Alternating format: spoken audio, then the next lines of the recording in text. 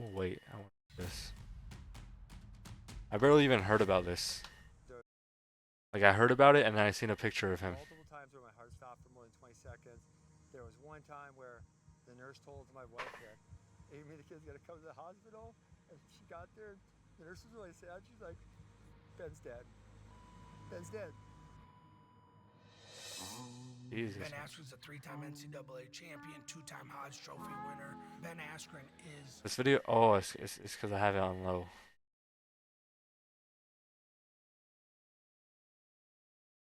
a savant in this sport. It's Ben Funky Askren.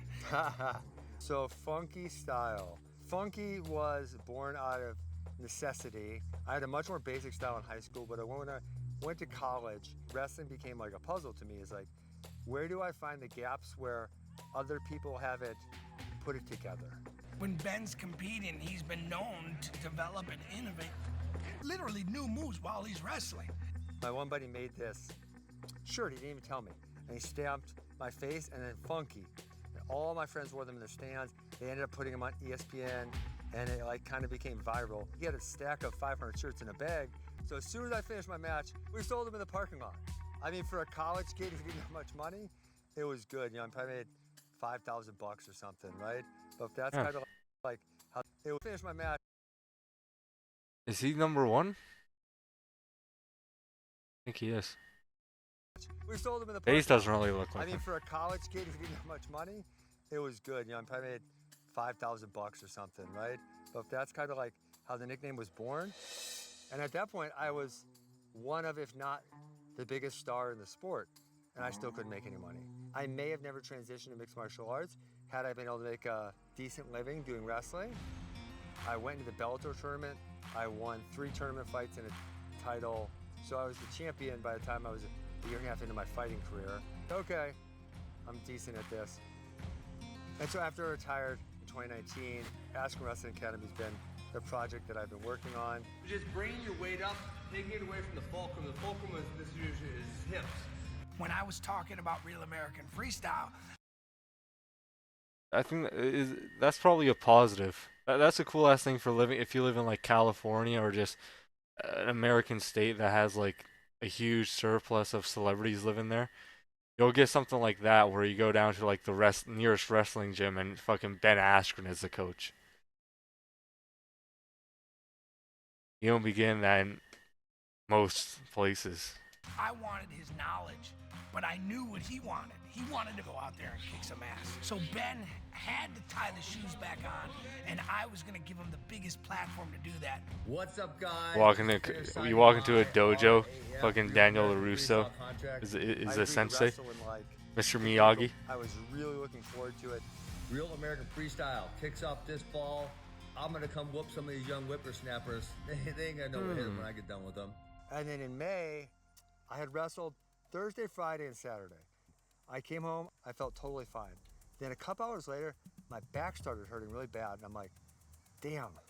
And then that night, I was awake like every 45 minutes, and I don't want to get emotional, but like, if it wasn't for my wife, I probably would have died. She videotapes me sleeping, and I'm like, I look like shit, I'm breathing super hard and fast. So she wakes me up, she's like, Damn, I that look like fucking that cotton ear though. shit, I'm breathing super hard and fast.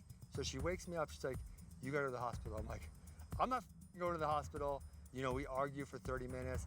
My wife convinces me to go to the hospital. I remember getting from the Uber in the building, and that's it. I remember nothing. I got this thing called necrotizing pneumonia. The doctors still can't figure out how the hell it happened, but they start eating my lungs. So I was in a coma and life support for like 40 days, and then they gave me a lung transplant. I lost like Is the wind 50 hitting the some mic? What pounds. happened to the audio? I woke up and I didn't know why I was there. Eventually, a nurse came in and told me, "Oh, you have double lung transplant." Sometimes the nurses are a little bit short, but like I said, when my wife came in the next morning, she had like written what had happened day by day. You know, my wife was amazing. She visited, I mean, almost every day for 70 days, right? And it's like, she's got to take care of her kids too. And I get emotional still when it's like, there's a decent chance I could have died. Probably. I wasn't on my phone for 50 days or something like that.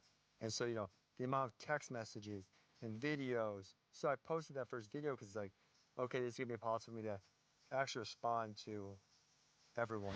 So, man, that was a battle. Luckily, I don't remember most of it. And the thing that was most impactful to me was all the love, the love I felt from everybody. And it was almost like I got to have my own funeral. It got like 14 million views, which is like more than I ever got at the height of my popularity in fighting. The amount of support that I got from the wrestling, MMA, kind of honestly, kind of everyone. It was a little bit shocking to me because, especially in MMA, I was like kind of a controversial figure. I got texts from, oh, I thought this person hated me. I'm not gonna be able to respond to every message I get, so I would make a video every couple days. What's up, guys? I want to give a update on how I'm doing. Update number 3. Quick update. Update number 7. And people just appreciated that I was being authentic. It wasn't always going to be smooth. It wasn't always going to be easy. Don't feel sorry for yourself. Wherever you are today, you can go from here and improve. And this is like a lot of influencer motivational types. They don't live it. And so then I put a video up of me trying to walk. I've had so many messages since I started the videos where it's like, I was sick or I was overweight or I could get my ass in gear. Like your messages really inspired me. What's up, guys? Day 59. I'm out. With my beautiful wife. Every day I stand up, think, shit, today's gonna be hard. This 5-pound weight, this is actually hard for me to curl. The first time I was home, even with my walker, I couldn't walk from the bedroom to the living room. I had to have help. Expert nurse. And now, like, I can do that. I made food yesterday, which is like, okay, that's simple, basic. Like, that was hard. It was legitimately really hard. Even sitting up. The next day, my abs were so sore. That's the reality of what I have to deal with. I'm still very far away from final form, but I feel better every day. I sleep really well. Eating is decent because something about these medications, it's actually kind of sad. Some of my favorite foods taste like dog shit now. It's really unfortunate. I probably won't be actively competitive in anything ever again from a physicality standpoint, but I'll be able to live a really good life. I can reorient my life from wrestling and RAF to now helping them more on the I call admin side. I could do that.